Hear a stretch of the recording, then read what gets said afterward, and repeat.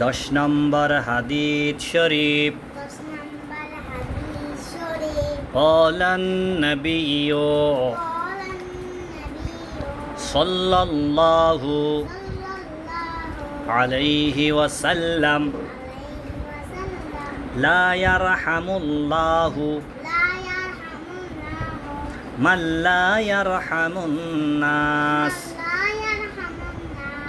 لا يرحم الله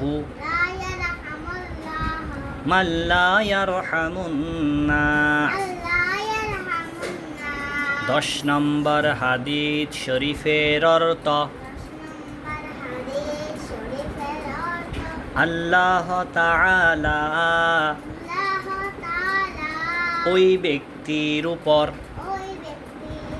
দয়া করে না যে মানুষের উপর দয়া করে না। 10 নম্বর হাদিস শরীফ قال النبي صلى الله عليه وسلم لا يرحم الله من لا يرحم الناس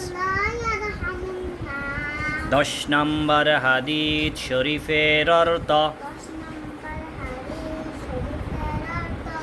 আল্লাহ তাআলা ওই ব্যক্তির উপর দয়া করে না যে মানুষের উপর দয়া করে না।